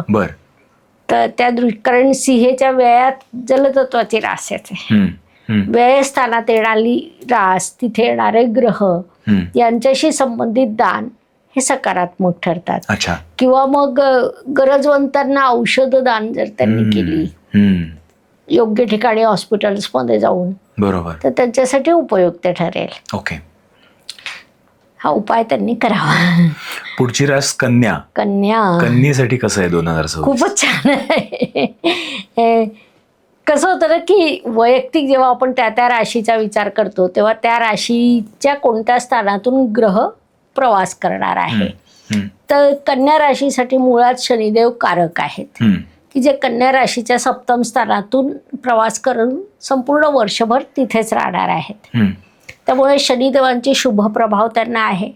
गुरुदेव कन्या राशीला वर्षाच्या सुरुवातीला मिथुन राशीत असतील म्हणजे 10म स्थानात असतील. 10म स्थानातला गुरु काय करतो ना की हे परिश्रम करतात पण त्या काळात स्वतःचा अधिकाराचा मोबदला मागायला व्यक्ती थोडासा संकोच करतो, कारण तिथे गुरुदेव आलेले असतात. 10म स्थान हे कर्मस्थान आहे. त्यामुळे या लोकांचे त्या काळात पैसे थोडेसे अटकतात, वसुली होत नाही. व्यावसायिक व्यक्तीचे किंवा नोकरी पेशा व्यक्ती असेल तर मालकाने सांगितलं देईल 15 दिवसांनी ते ऐकून घेतात. हा एक साईड इफेक्ट आहे. वाईज ऑर अदरवाईज 10म स्थानातला गुरु सकारात्मक आहे. त्याच्यानंतर गुरु त्यांच्या लाभात जाईल 2 जून ते 31 ऑक्टोबर अत्यंत सकारात्मक कालखंड त्यांना सापडेल. आणि 31 ऑक्टोबरला गुरु जाईल सिंह राशीत, तेव्हा कन्या राशीचा संघर्ष थोडा वाढेल. कारण की इथे काय होतं ना की सप्तमेश व्ययात जातो, चतुर्थेश व्ययात जातो. मग गुरुदेवाला कन्या राशीला जोडीदाराकडनं सहकार्य कमी मिळतं. जोडीदाराचं सहकार्य हे आयुष्यात यशस्वी होण्यासाठी महत्वपूर्ण असतं. तर तिथे कौटुंबिक संघर्ष वाढेल. कारण मुळात गुरुदेवांची अतिचार गती, त्यात ते सप्तमेश असून व्ययस्थानात जातील. त्याचा एक नकारात्मक प्रभाव त्यांच्यावर होईल. सकारात्मक प्रभाव कन्या राशीवर होईल राहू आणि केतू. राहू म्हणजे चंद्राचं उत्तर नोड आणि केतू म्हणजे दक्षिण नोड. तर राहू आता कुंभ राशीतून प्रवास करीत आहे, म्हणजे कन्या राशीच्या 6ष्ठ स्थानातून. तो 5 डिसेंबर 2026ला पंचम स्थानात जाईल आणि केतू लाभस्थानात जाईल. लाभस्थानात जाणारा ग्रह शुभ फळ देतो, त्यामुळे केतूची शुभ फळं तिथे भेटतील. परंतु राहूमुळे अनेक महत्वपूर्ण कार्यात विलंब हा विषय येईल. शिक्षणात अडथळा, अडचणी, मग थोडा अधिक अभ्यास त्यांनी करावा. संतती संदर्भात विलंब हा प्रश्न येईल, कारण की राहू तिथे पोहोचलेला असेल. तर राहू पोहोचेल 5 डिसेंबर 2026ला चंद्राचं उत्तर नोड्स.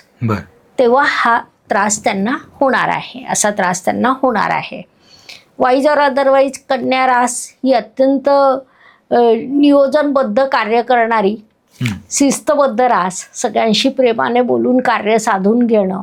एखाद्या कार्यक्रमाचं तुम्ही कन्या जातकाला जबाबदारी देऊन द्या. अगदी छोट्यात छोटी गोष्टपासून गेस्ट येईपर्यंतच्या सगळ्या गोष्टींचे योग्य प्लॅनिंग करणारी रास म्हणजे कन्या रास. तर अशी ही सुंदर कन्या रास आहे. कन्या रास ही 2026मध्ये सातत्याने प्रगती करेल. अनेक ग्रहांचा सपोर्ट आहे. थोडासा हा कठीण काळ आहे जो आपण आता सांगितला, पण तरी सुद्धा या राशीची प्रगती होत आहे. फक्त या राशीने छोटे उपाय करावे. शालेय विद्यार्थ्यांना पुस्तकांचं दान करावं. कारण सिंह राशीत जेव्हा गुरु जाईल तेव्हा कन्या राशीच्या व्ययात जाईल. गुरु हा शिक्षणाचा कारक आहे. गरजवंत विद्यार्थ्यांना जर पुस्तकांचं दान दिलं तर कन्या राशीला अजून जास्त सकारात्मक काळ भेटेल. ओम गुरवे नमः या मंत्राचा जाप करू शकतात. ओम बुधाय नमः या मंत्राचा जाप करू शकतात, कारण की बुध हा कन्या राशीचा राशीस्वामी आहे. मंत्र जसं उपायांमध्ये येतं तसं रत्न पण उपायांमध्ये येतात. आणि गुरुची अतिचार गती चालली आहे असं म्हणल्यावर एक प्रश्न डोक्यात येतो की गुरुदेवांचा रत्न म्हणजे पुष्कराज. पुष्कराज हा कोणीही घातला तर चालतो का? रत्नाबद्दल खूप मोठं मिथ आहे की कोणतेही रत्न कोणीही घालावं, आणि विशेषतः पुष्कराज. आला पेशंट किंवा आला क्लायंट, आला जातक की द्या पुष्कराज, ही एक पद्धत रूढ झाली आहे समाजात. ती कुठेतरी चुकीची आहे. कारण ज्या गोष्टीचा इफेक्ट असतो त्याचा साईड इफेक्ट देखील असतो. रत्न धारण करताना काही मूलभूत नियम आहे. एक तर कारक ग्रह असावा, तो 6, 8, 12 स्थानांमध्ये नसावा. त्याला लग्न राशीने पहा, चंद्र राशीने पहा आणि नवमांश पत्रिकेत देखील पहा. त्याच्यानंतर महादशानाथ हा त्या रत्नाचा शत्रू नसावा. म्हणजे मी असा अनुभव घेतलाय की एखाद्याला शुक्राची महादशा सुरू आहे, शुक्र त्याच्या पत्रिकेला कारक आहे, त्यामुळे त्याचं लग्न तसंही जुळणार आहे. पण पुष्करात जर तुम्ही घातलं तर तुम्हीच तुमच्या हाताने अडथळा निर्माण करताय. मग ते आलेला योग पुढे सरकतो. कारण ज्याचा इफेक्ट आहे त्याचा साईड इफेक्ट असतो. अगदी बरोबर. तर रत्न हे विचारपूर्वक घालावे. मग याच्यावर पर्याय काय? तर ब्रेसलेट. मग ब्रेसलेटचे साईड इफेक्ट नाही, त्याचा उपयोग सुद्धा रत्नापेक्षा कमी होतो. म्हणजे रत्नाचा जेव्हा संपूर्ण 100% उपयोग होत असेल तर ब्रेसलेट 60% उपयोगी पडतं. स्वस्त येतं आणि ब्रेसलेटला साईड इफेक्ट नाही, कारण की ते जनरल आपण दागिना म्हणूनही घालू शकतो. बरोबर. तर ब्रेसलेट हा पर्याय आहे. बरोबर. परंतु रत्न धारण करण्यापूर्वी खूप विचार करा. किंवा अजून पर्याय जर म्हणायचं झालं तर रुद्राक्ष सुंदर पर्याय आहे. बरोबर. रुद्राक्षाचे साईड इफेक्ट नाहीत. हम्म, हम्म, त्याशिवाय हळकुंड सारखा उपाय सुद्धा असतो की ज्याला खर्चच लागत नाही. बरोबर. तुम्हाला रत्नच घातलं पाहिजे हे आवश्यक नाही. हम्म, हम्म, रत्न आपल्याला हौस असेल, खिशाला परवडत असेल हम्म. तर अवश्य घाला. पण बरोबर. ते पत्रिकेचे हे नियम लावा. पाळल्यानंतर. बरोबर. खूप छान असं तुम्ही मार्गदर्शन करताय. म्हणजे राशी भविष्य तर आपण बोलतोच आहे, पण मध्ये मध्ये या प्रश्नांचा पण उलगडा खूप सुंदर होतोय. तूळ राशीकडे वळूयात. 2026 मध्ये तूळ तूळ राशी. रास. शुक्रदेव म्हणजे राक्षस गुरु शुक्राचार्य या राशीचे स्वामी आहे. हम्म, संतुलन ठेवणारी, निसर्गतः संतुलन ठेवणारी ही रास. हम्म, आणि सगळ्यांना घेऊन चालणं, सगळ्यांशी प्रेमाने वागणं, हम्म. कितीही कठीण परिस्थितीत हसत प्रश्नाला सामोरं जाणारी रास म्हणजे तूळ रास, हम्म, की जी सौंदर्याची भोगती आहे. हम्म, आणि या राशीच्या दृष्टीने जर आपण बघितलं हम्म. तर 2026 हे वर्ष शनिदेव मुख्य या राशीला राजयोगकारक आहेत. बर. आणि शनिदेवांचा प्रवास या राशीच्या 6ष्ठ स्थानातून सुरू आहे. हम्म, त्यामुळे 6ष्ठ स्थानातील शनिदेव आवडतं स्थान, आवडती रास, त्याला राजयोगकारक असलेली रास, त्यामुळे अत्यंत शुभ प्रभाव त्यांना प्राप्त होईल. हम्म. गुरुदेवांच्या दृष्टीने जर आपण विचार केलं तर गुरुदेव मिथुन म्हणजे तूळ राशीच्या भाग्यस्थानातून, हम्म, दशम स्थानातून आणि लाभस्थानातून प्रवास करतील. हम्म, म्हणजे सुरुवात त्यांची होईल भाग्यस्थानापासून हम्म, 2 जूनपर्यंत. हम्म, त्यानंतर ते कर्क राशीत जातील 2 जून ते 31 ऑक्टोबर. हम्म, आणि 31 ऑक्टोबरला सिंह राशीत म्हणजे तूळ राशीच्या लाभस्थानात जाईल. हम्म. आणि तेव्हा तूळ राशीला गोल्डन काळ मिळणारच आहे. मिळणारच आहे. हम्म. आणि मग त्यांचे उपाय काय तूळ राशीसाठीचे? तूळ रास मुळातच सगळ्यांना घेऊन चालते. कुणाशी विसंवाद हा तूळ राशीचा सहसा होत नाही. हम्म, तूळ राशीचा एक प्रॉब्लेम असतो, ते कुणाला नकार देऊ शकत नाही. हम्म, पण कधीतरी सिलेक्शन करताना एकच व्यक्ती निवडायची असते. हम्म. तिथे तूळ राशीचा थोडा प्रॉब्लेम होतो. तूळ राशीने यावर्षी महिला वर्गाला गिफ्ट द्यावेत. बर. गरजवंत महिलांना उपयुक्त वस्तू हम्म, दान कराव्या हम्म, आणि सन्मानाने दान कराव्या. हम्म, म्हणजे आपण मेडला जरी दान देत असलो तरी नवी कोरीच साडी द्या. हम्म, हम्म. तिला सुद्धा जेव्हा तुम्ही दान म्हणून देतात तेव्हा सन्मानाने द्या. हम्म, जेवू घाला, नाही तर हातावर साखर तरी ठेवा हम्म, आणि मग दान द्या. हम्म. तर तो दान प्रभावी होईल. बर. तर शुक्र त्यामुळे प्रबळ होईल आणि तूळ राशीचा स्वामी शुक्र आहे. हम्म. त्यामुळे त्याचे सकारात्मक प्रभाव तूळ राशीला प्राप्त होतील. बरोबर. खूप सुंदर. पुढची रास वृश्चिक. वृश्चिक. निसर्ग कुंडलीच्या 8म स्थानात येणारी गूढ तत्वाची रास म्हणजे वृश्चिक. हम्म, आता वृश्चिक रासनं मुळातच विरोधाभास घेऊन या पृथ्वी तलावर येते. हम्म, एकीकडे ती जलतत्वाची रास आहे. हम्म, जल म्हणजे पाणी की जे प्रभावी असलं पाहिजे, हम्म, पण ती रास स्थिर आहे. हम्म. त्यामुळे विरोधाभास झाला. बिच्छू हे या राशीचं प्रतीक आहे. हो. यांना एखाद्यावर राग आला की पटकन ते कधीच कुणालाच माफ करत नाही. किंवा कधीच कुणालाच माफ करत नाही. हम्म, या राशीने राग धरून बसू नये. हम्म, कारण की घटना घडून गेलेली असते हम्म. आणि राग धरल्यामुळे त्यांचीच प्रगती कुठेतरी मंदावते. हम्म, अत्यंत परिश्रमी रास म्हणजे वृश्चिक रास. हम्म. यांना भाऊ बहिणी, मित्रमैत्रिणी अत्यंत सकारात्मक असतात. बर. यांच्यासाठी यांचे ट्युनिंगही चांगले असतात. हम्म, खूप प्रगती करते, खूप संघर्ष करते. सुरुवातीचं आयुष्य संघर्षाचा, नंतर प्रगतीचा, अशी ही वृश्चिक रास. हम्म. आता वृश्चिक राशीच्या दृष्टीने शनिदेव वर्षाच्या सुरुवातीलाच 5म स्थानातून प्रवास करीत आहे. हम्म, किंबहुना संपूर्ण वर्षभर ते तिथेच राहणार आहेत. हम्म.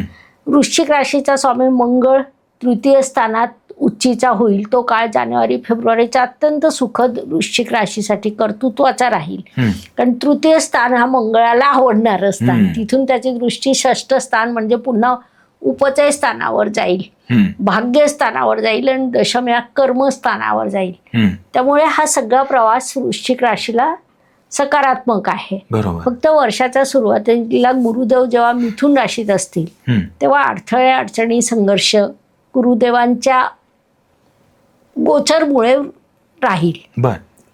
मात्र त्यानंतर जेव्हा गुरुदेव राशी परिवर्तन करून कर्क राशीत जातील तो गोल्डन काळ वृश्चिक राशीसाठी निर्माण होईल. तो काळ म्हणजे 2 जून ते 31 ऑक्टोबर. त्यानंतर दशम स्थानात जातील तेव्हा देखील वास्तुयोग, वाहन योग, कौटुंबिक धनप्राप्ती, धनसंचय, कुटुंबातील एखादा कार्यक्रम घडून येणं असे अनेक शुभप्रभाव वृश्चिक राशीला प्राप्त होतील सिंह राशीत गुरुदेव गेल्यावर. म्हणजे 31 ऑक्टोबर ते वर्षाखेरपर्यंत. वर्षाच्या सुरुवातीचे 6 महिने हा संघर्षाचा असेल. किंवा सर्व राशींचा जर आपण विचार केला ना तर वर्षाचे 3 टप्पे तुम्ही करू शकता. बरोबर. म्हणजे 1 जानेवारी ते 1 जून हा पहिला टप्पा जेव्हा गुरुचं गोचर मिथुनेतून असेल. 2 जून ते 31 ऑक्टोबर जेव्हा गुरुचं गोचर कर्क राशीतून असेल. आणि 31 ऑक्टोबर ते टिल डिसेंबर पर्यंत की जेव्हा गुरुचं गोचर सिंह राशीतून असेल. बरोबर. मग आता इथे होतं काय ना की कर्क राशीत जेव्हा गोचर असेल तेव्हा गुरु उच्चीचा असेल. त्यामुळे निसर्गतः तो अनेक राशींना शुभ प्रभाव देणारच आहे. सिंह राशीत असेल तेव्हा मित्राच्या राशीत असेल. त्यामुळे त्याचे देखील शुभ प्रभाव होणार आहे.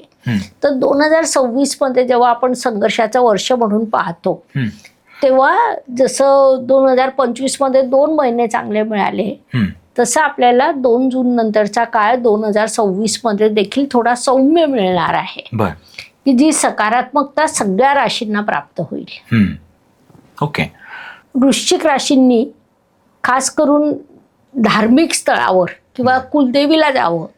कुलदेवीच्या बाहेर जे गरजवंत बसलेले असतात त्यांना वस्तू दान कराव्या. त्याचे शुभ प्रभाव त्यांना प्राप्त होतील. म्हणजे दान धर्म करावा वृश्चिक राशीने. आणि मंत्र म्हणायचं तर ओम गुरुवे नमः, ओम ग्राम ग्रीम ग्रोम सह गुरुवे नमः. हे 2 मंत्र अत्यंत प्रभावी असतील कारण गुरुदेव हे वृश्चिक राशीसाठी पंचमेश आहेत. पंचम्या त्रिकोणाच्या स्वामी असल्यामुळे ते कारक आहेत. बरोबर. त्याचे शुभ प्रभाव त्यांना प्राप्त होतील. गायत्री मंत्र सुद्धा आपण देऊ शकतो. किंवा गायत्री मंत्र सर्वच राशीसाठी आहे. काही उपाय ना सर्व राशींनी कायमस्वरूपी करावे. बरोबर. म्हणजे जसं सूर्याला अर्ध्य आणि 2026 सूर्याच्या अखत्यारीत आहे. आपण राशीप्रमाणे उपाय देतोय परंतु हे उपाय सर्वांनीच करावे. बरोबर. म्हणजे असं सूर्याला अर्ध्य, गायत्री मंत्र, दान, कृतज्ञता हे सगळ्यांनीच करण्यासारखे उपाय, महत्व राखणं. बरोबर. हे उपाय सर्वच राशींनी करावे. म्हणजे वेगळ्या कोणत्याच राशीची गरज उरणार नाही. बरोबर. किंवा आपण आपल्या धर्मग्रंथांमध्ये सुद्धा शिकलेलो आहोत की साक्षात ईश्वर आल्यावर सुद्धा आई वडिलांची सेवा सातत्याने ठेवणं आणि ईश्वराला विटेवर उभं करणं. कारण तिथे आई म्हणजे चंद्र असते आणि वडील म्हणजे रवी असतो. बरोबर. हे आपल्याला आपल्या ग्रंथांमधून शिकायला ऑलरेडी मिळालेलं आहे. बरोबर. तर याच्या पलीकडे कोणत्याच उपायाची गरज नाही. हा उपाय केला की तुम्हाला जगातला कोणताच उपाय करण्याची गरज नाही. म्हणजे ग्रहांचे आणि नात्यांचं खूप जवळचं संबंध आहे. बरोबर. भावंड म्हणजे लहान भावंड म्हणजे मंगळ. तुमच्या पत्रिकेत मंगळाचे प्रॉब्लेम आहे किंवा तुमची राशी मंगळाची आहे, मंगळाची महादशा सुरू आहे, लहान भावंडांसोबत प्रेमाने वागा. बरोबर. त्यांचा सांभाळ करा. शुक्राची महादशा सुरू आहे, बायको, आई, बहीण यांच्याशी नातं समृद्ध करा. शनीची महादशा सुरू आहे, शनी तुम्हाला भरभरून दोन्ही हातांनी देईल. तुमच्या स्टाफ सोबत तुमचं नातं समृद्ध करा. काही घरांमध्ये काही ठिकाणी दर 2 महिन्याला स्टाफ बदलतं. बरोबर. काही ठिकाणी 10-10 वर्ष स्टाफ बदलत नाही. तिथे तुमचा शनी सकारात्मक असतो आणि त्याला तुम्ही डेव्हलप केलेलं असतं. त्यामुळे अशा पद्धतीने सोपा उपाय असतो की तुम्ही तुमच्या स्टाफशी जेव्हा सकारात्मक वागतात तेव्हा तुमचा शनी सकारात्मक होत जातो. कुलदेवीची साधना केली की मंगळ सकारात्मक होतो. बरोबर. असे इतके सोपे उपाय आहेत की वेगळ्या उपायांची खरंच गरज नसते. आणि हे असे उपाय आहेत की प्रत्येक जण आपल्या आचरणात, दैनंदिन जीवनाच्या आचरणात आणू म्हणजे शकतो. आपण जर थोडं मागे गेलो तर घरांमध्ये संस्कारच होते. सकाळी लवकर उठा, तुळशीला पाणी द्या. आता धनुराशीला मी तुम्हाला तेच सांगणार आहे, तुळशीला पाणी द्या. धनुराशीचं सांगा बरं. अगोदर आपण उपाय सांगून टाकू. उपाय आधी धनुराशीचे तुळशीला पाणी द्या. अनेक घरांमध्ये असं कळत न कळत घडतं, त्याबाबत धनुराशीने अत्यंत जागरूक राहावं की तुळसही बाहेर असते, बाहेरून येतात, बूट चपला त्याच्या जवळ काढतात, तर अजिबात करू नका. तुळशीच्या आजूबाजूची जागा स्वच्छ ठेवा. यासारखा दुसरा उपाय धनुराशीसाठी नाही, तुळशी समोर उभं राहून गायत्री मंत्र म्हणा. बर, सगळ्यात उत्तम उपाय आहे. बरोबर. आणि धनुराशीसाठी 2026 कसं जाईल बरं? हा, आता धनुराशी मुळात गुरुदेवांची रास आहे, त्यामुळे सगळ्यात जास्त प्रभाव होईल, कारण की त्या राशीचे स्वामीच गुरु आहे. तर गुरु जेव्हा एका वर्षात 3 राशीतून प्रवास करतील, गोचर करतील, तेव्हा त्याचा प्रभाव धनुराशीवर होईल. वर्षाच्या सुरुवातीला मिथुन राशीतून म्हणजे धनु राशीच्या 7म स्थानातून प्रवास असेल. 2 जूनला 8म स्थानात जातील आणि त्याच्यानंतर 31 ऑक्टोबरला ते गुरुदेव भाग्यस्थानात जातील. बरोबर. त्यामुळे हा जो 3 स्थानांमधला प्रवास आहे, 3ही धनुराशीला शुभ ठरेल. त्याचं कारणच असं आहे की 8म स्थानात जरी गुरुदेव गेले तरी ते त्यांचे राशी स्वामी असून उच्च होतील. बरोबर. आणि उच्चीचा ग्रह शुभ फळ द्यायला बाध्य असेल. आणि जेव्हा कर्क राशीत गुरुदेव जाणार आहेत तेव्हा ते एकाच वेळी अमृत दृष्टींनी 3 स्थानं शुभ करतील आणि त्यांच्या अमृत दृष्टीत शनिदेव मंगळदेव येणार आहेत, त्यामुळे ते ग्रह पण शुभ करतील. बरोबर. जे सहसा एरवी घडत नाही ते यावर्षी घडणार आहे. त्यामुळे तो काळ सुद्धा धनुराशीसाठी शुभ राहील. तर धनुराशीने या काळाचा योग्य उपयोग करावा. वर्षाचा पहिलं सुरुवातीचे 4-6 महिने संघर्ष आहे. 2 जून नंतर सकारात्मक कालखंड आहे. मग संघर्ष सुद्धा कसा आहे बघा, 7म स्थानात मिथुन राशीत गुरुदेव आहेत, ते निर्बली आहे, अतिचार गतीत आहे. असं असलं तरी ते त्यांच्या परीने शुभच फळ देत आहेत. त्यांची दृष्टी लाभस्थानावर आहे, राशीवर आहे.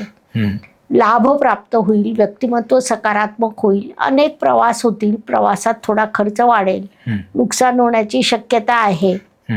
आपल्या मौल्यवान वस्तू सांभाळणं गरजेचं आहे. एवढं धनुराशीने सांभाळलं की धनुराशीला देखील शुभ काळ आहे.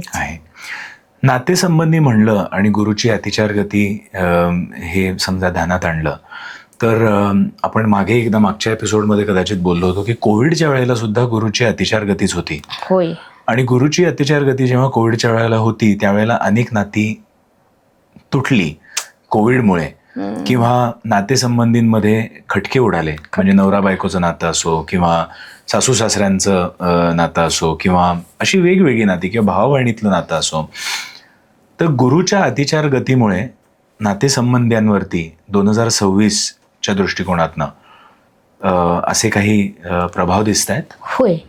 कसं होतं ना की इथे माणसाला कर्म करण्याची सूट आहे. कोरोना काळात सुद्धा काही कुटुंबाची नाती घट्ट झाली, म्हणजे हे पण नाकारून चालणार नाही. बरोबर. आमच्याकडे जेव्हा मार्गदर्शनाला येत होते तेव्हा आम्ही सुद्धा सांगत होतो की तुम्ही भविष्य घडवून घ्या, कारण की एवढा वेळेस एकत्र राहण्याची संधी कोरोना काळात अनेक जोडप्यांना पहिल्यांदा भेटली. बरोबर. त्या काळाचा तुम्ही सदुपयोग करा. त्याच्यात काही नाती समृद्ध झाली, म्हणजे ज्यांनी नात्याचं महत्व जाणलं ते समृद्ध झाले. बरोबर. ज्यांनी नाही जाणलं तिथे वादविवाद झाले. मग हाच प्रश्न पुढे सुद्धा येईल. बरोबर. म्हणून तुम्ही नात्याचा सन्मान करा. तुमची पत्रिका सकारात्मक होईल, तुमच्यासाठी गुरुदेव सकारात्मक होतील. बरोबर. ते आता सुद्धा गुरुदेवच्या अतिचार गतीत लागू आहे. मकर शनिदेवांची परिश्रमी रास. मकर रास म्हणजे सतत कार्य करत राहणार, शांत बसणार, व्यक्त होणार नाही. इमोशन व्यक्त करणं या राशीला थोडंसं गुन्हा केल्यासारखं वाटतं. त्यामुळे मकर ही शनिदेवांची रास आहे. खूप निसर्ग कुंडलीच्याच कर्मस्थानात येते, सतत कार्यरत राहते. या राशीला सांगावं लागतं थोडी विश्रांती करा. मकर राशीच्या दृष्टीने जर आपण गोचरचा विचार केला तर राशी स्वामी सगळ्यात महत्वपूर्ण ठरतो. राशी स्वामी शनिदेव मीन राशीतून प्रवास करीत आहे आणि संपूर्ण वर्षभर तिथेच राहणार आहे. त्यामुळे त्याला एक शुभत्व आपण म्हणू शकतो की मकर राशीला ते एक शुभ फळ प्राप्त होईल जेव्हा गुरुदेव शनिदेव मीन राशीत राहतील वर्षभर अर्थात. तिथून शनिदेवांची दृष्टी पंचम स्थानावर पडते, भाग्यस्थानावर पडते आणि व्ययस्थानावर पडते. त्यामुळे नवीन क्रिएटिव्हिटी निर्माण होणं, भाग्य समृद्ध होणं, अनेक प्रवास करणं, प्रवासातून लाभ होणं असे शुभ प्रभाव शनिदेव म्हणजे त्यांचे राशी स्वामी त्यांच्या राशीला देणार आहेत. बरोबर. मंगळ जेव्हा उच्चीचा होईल तेव्हा तो मकर राशीत म्हणजे या राशीतच होईल, तेव्हा यांचा तापट स्वभाव प्रचंड वाढू शकतो. बर. आणि कसं होतं ना की कार्य करून तुम्ही जेव्हा शांत ते बोलून दाखवतात तेव्हा त्याचा नकारात्मक प्रभाव येतो की इथे मकर राशीच्या संदर्भात हा प्रश्न निर्माण होऊ शकतो. त्यांनी त्याबाबत सुरुवातीपासून सावध राहावं. गुरुदेवांचं गोचर त्याच्या 6ष्ठ स्थानातून, 7म स्थानातून आणि 8म स्थानातून होणार आहे. त्यामुळे मकर राशीला गुरुदेवांचं गोचर खूप सपोर्टिव्ह नाहीये. पण तरी सुद्धा जेव्हा गुरुदेव उच्चीचे होतील तेव्हा थोडा शुभ प्रभाव होईल. विशेष म्हणजे जोडीदाराचं वर्चस्व वाढेल. त्या काळात शांतपणे सौम्यपणे वाटचाल करणं मकर राशीसाठी आवश्यक राहील. परंतु जेव्हा राशी स्वामी प्रबळ असतो तेव्हा इतर ग्रहांचं सहकार्य कमीही असलं तरी माणूस त्या कठीण परिस्थितीत मार्ग काढत प्रगती करत यश गाठतो. बरोबर. मग मकर राशीसाठी उपाय काय बरं असतील?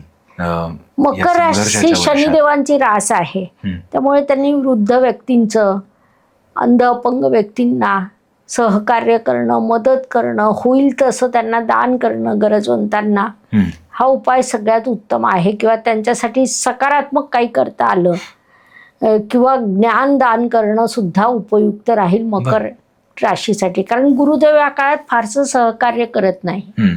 मग जर तुम्ही 2-3 गरजवंत विद्यार्थी जे ट्युशन नाही लावू शकत त्यांना बोलवलं, तुमच्याजवळ वेळ आहे, 1 तास त्यांना मार्गदर्शन केलं, शिक्षण दिलं, बरोबर, ज्या विषयात तुम्हाला चांगला अभ्यास असेल ते त्यांना तुम्ही शिकवलं तर त्यातून खूप मोठी सकारात्मकता तुम्हाला प्राप्त होईल. बरोबर.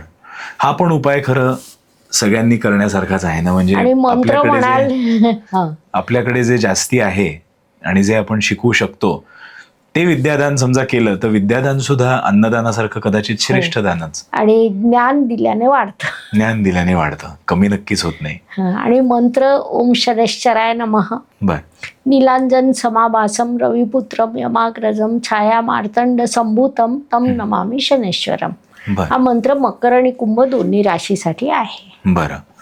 कुंभ राशीचा विषय तुम्ही काढलात तर 2026 कुंभ राशीसाठी कसा असणार आहे? निसर्ग कुंडलीतली सगळ्यात बुद्धिमान रास म्हणजे कुंभ रास. शांतपणे कार्यरत राहणं, कोणत्याही गोष्टीत पटकन रिॲक्ट न होणं हे कुंभ राशीचं वैशिष्ट्य आहे. कुंभ राशीत एकही ग्रह नीचीचा होत नाही, हे सगळ्यांना सन्मान देतात.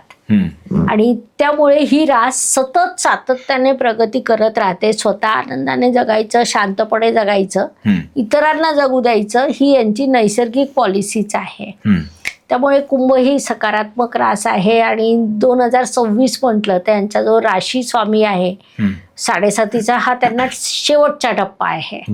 7.5 ही कुंभ राशीला खूप त्रासदायक तशी जात नाही, कारण की त्यांचा राशी स्वामी आहे आणि कुंभ रास ही जबाबदारच रास आहे. मुळातच त्यांचा स्वभाव आहे जबाबदारी पूर्ण करण्याचा. आणि 7.5 येते म्हणजे काय की चंद्रावरून जाणारा शनी तुम्हाला जबाबदाऱ्या शिकवायला आलेला असतो, त्या यांनी पूर्ण केलेल्या असतात. त्यामुळे आता या शेवटच्या टप्प्यात शनिदेव त्यांना आर्थिक धनलाभ देतील, वास्तुयोग निर्माण करून देतील. त्यामुळे शनिदेवांकडनं शुभ प्रभाव आहेतच. याशिवाय गुरुचं गोचर देखील कुंभ राशीला फार त्रासदायक जात नाही. त्याची गंमत अशी आहे, शनीची रास जरी असली तरी या राशीसाठी गुरुदेव हे लाभेश आणि धनेश आहे. म्हणजे दोन्ही अर्थस्थानं जी आहेत त्यांचं कारकत्व इथे गुरुदेवांकडे जातं. आणि त्यामुळे त्यांचं गोचर देखील कुंभ राशीला फारसं त्रासदायक जाणार नाही. आणि समत्वाची रास आहे म्हणून त्यांची फार अपेक्षाही नाही. बरोबर. तर शुभ प्रभाव प्राप्त होईल, प्रगती होईल. आणि कुंभ राशीचा उपाय तुम्ही सुरुवातीला सांगून दिला, मंत्राचं सांगितलेलंच आहे आपण. आणि कुंभ राशीने सुद्धा दान करायलाच हवं, कुलदेवीचे दर्शन घ्यायला हवे. कुंभ राशीच्या वेळस्थानात सुद्धा शनिदेवांचीच रास येते. मग शनिदेवांच्या अखत्यारीत येणाऱ्या व्यक्तींना त्यांनी दान करावं, ते उपयुक्त ठरेल. आता शेवटची रास म्हणजे मीन. मीन रास, मीन राशीसाठी 2026 कसं जाणार? अत्यंत संवेदनशील रास, जलतत्वाची रास. स्वतः खाणं, सगळ्यांना खाऊ घालणं हा यांचा नैसर्गिक धर्म असतो. ज्या घरात मीन राशीची गृहिणी असेल त्या घरात सगळ्यांचे वजन वाढलेले असतात. कारण ते खूप प्रेमाने बनवतात, तेवढ्याच प्रेमाने खाऊ घालतात. समोरच्या व्यक्तीने खाल्लं नाही की यांच्या डोळ्यातून गंगा जमना सुरू होतात. तर अशी ही मीन रास गुरुदेवांची रास आहे आणि निसर्ग कुंडलीच्या वेळस्थानात येत असल्यामुळे अध्यात्म, धर्म हे यांना निसर्गतः या राशीला महत्वपूर्ण आहेच. मीन राशीच्या दृष्टीने जेव्हा शनीचं गोचर जर आपण म्हटलं तर त्यांना 7.5चा हा दुसरा टप्पा सुरू आहे. खूप त्रास होतो का, तर तसं नाही, पण मीन राशीला 7.5चा धसका जास्त घेतला जातो. कारण ही संवेदनशील रास आहे. 7.5चा त्रास होण्यापेक्षा 7.5 येणार आहे या भीतीमुळे मीन रास थोडंसं त्यांना त्रास वाटतो, पण तेवढा जास्त त्रास होत नाही. कारण मीन राशीसाठी शनिदेव लाभेश आहे, व्ययेश देखील आहे. लाभही देतात, खर्चही करायला लावतात, जबाबदाऱ्याही शिकवतात. मीन राशीच्या 4थ स्थान, 5म स्थान आणि 6ष्ठ स्थानातून गुरुदेवांचा प्रवास होईल. 4th स्थानात जेव्हा ते असतील तर 4th स्थान गुरुदेवांना मानवतं. 5म स्थानात जेव्हा जातील तेव्हा राशी स्वामी पंचमात जाणं ही अत्यंत शुभ स्थिती त्यांच्यासाठी निर्माण होईल. आणि 6ष्ठ स्थानातला गुरु हा अत्यंत सकारात्मक ठरेल. त्यामुळे गुरुदेवांचा हा गोचर मीन राशीसाठी लाभदायक आहे. मीन राशीने लहान मुलांना बोलवावं, त्यांना पुस्तकं, वह्या, शैक्षणिक साहित्य दान करावं. शक्य झालं तर ज्ञानदान करावं, त्यांच्यासाठी अत्यंत उपयुक्त ठरेल. रात्रीच्या वेळी चंद्रप्रकाशात बसावं, 10 मिनिटं ओम नमः शिवाय मंत्राचा जाप करावा आणि मग शांतपणे झोपावं. त्यामुळे मीन रास ही अत्यंत सुख निर्माण करणारी रास आहे, सगळ्यांना आनंद देणारी रास आहे. यांचं फारसं कुणाशी वाद होतच नाहीत. मुख्य यांचा प्रश्न असा निर्माण होतो की यांना संवेदना जास्त आहे, सहवेदना सुद्धा आहे आणि त्यामुळे पटकन डोळ्यात पाणी येणं हा त्यांचा एक प्रश्न असतो. त्याच्यावर त्यांनी नियंत्रण मिळवावं. खूप छान चर्चा झाली आणि 12 राशींचं भविष्य 2026 मध्ये कसं असणार आहे याबद्दल तुम्ही खूप योग्य असं मार्गदर्शन देखील केलं. जाता जाता इनोटॉक्सच्या दर्शकांसाठी तुम्ही कॉमन संदेश असा काय द्याल? एकंदरीत आपण जेव्हा विचार करतो तेव्हा गुरुदेवांची 8 वर्षाची अतिचार गती आहेत. कितीही शुभ काळ असला तरी या अतिचार गतीत काहीतरी प्रत्येकाला संघर्ष देखील आहे. या संघर्षात ऑल ओव्हर जर आपण असं विचार केला की आपण, आपलं कुटुंब, आपलं देश सुखरूप पुढे 2027 मध्ये जावं, 29 मध्ये जावं, 2035 पर्यंत आपण, आपला देश यांची प्रगती होत राहावी, तर काही छोट्या गोष्टी आपण कायमस्वरूपी आपल्या सवयीचा एक भाग करू शकतो की ज्या आपल्या ग्रंथांमध्ये ऋषीमुनींनी आपल्याला लिहून दिलेल्या आहेत. त्या गोष्टी म्हणजे अतिशय सोप्या आहे. सर्वप्रथम सूर्याला अर्घ्य देणं, त्याच्यानंतर आंघोळीनंतर देवासमोर जाऊन मंत्र म्हणणं, सकाळी किंवा संध्याकाळी पिण्याच्या पाण्याजवळ दिवा लावणं, आचमन करणं, काळा दोरा बांधणं, घरात मिठाच्या पाण्याने घर पुसणं, जागोजागी टॉयलेटमध्ये मीठ आणि लवंग ठेवणं, जिथे आपले बूट चपला असतात ती जागा स्वच्छ ठेवणं. बूट चपला आपण जेव्हा वेडे वाकडे टाकतो तर आपला राहू बिघडतो. डिसेंबरमध्ये राहू बदलणार आहे 5 डिसेंबरला. तुळशी देवीजवळ जागा स्वच्छ ठेवणं, एवढे नियम जर सगळ्यांनी पाळले. नात्यांचा सन्मान करणं. राग येऊ शकतो, एखाद्याला मुलावर येऊ शकतो, एखाद्याला वडिलांवर येऊ शकतो. मुलावर राग आला, तुम्ही अपशब्द वापरले की तुमचा बोध बिघडतो. वडिलांवर राग आला की तुमचा रवी बिघडतो. त्यामुळे राग व्यक्त करताना शब्द जपून वापरा. वा. एवढ्या अशा बेसिक ज्या आपल्या ग्रंथातील किंवा आपल्या संस्कारातील गोष्टी आहेत बरोबर. त्या आपण पाळल्या. अजून आपल्याला सकारात्मकता हवी आहे. रांगोळी काढा. घरातील वातावरण बदलून जातं. बरोबर. आले गेलेल्यांचा सन्मान करा, अतिथीचा सन्मान करा, अजून सकारात्मकता होते. बरोबर. हे उत्तम राहील. आणि आपल्या ग्रंथांनी शिकवलेलं, ऋषीमुनींनी शिकवलेलं आपण आचरणात आणलं तर आपलं आयुष्य समृद्ध होईल. खूप सुंदर असं मार्गदर्शन तुम्ही जाता जाता केलं आणि त्याबद्दल खरंच कृतज्ञता आणि व्यक्त करतो. आणि थँक्यू सो मच. धन्यवाद. शुभम भवतु. जय ज्योतिष.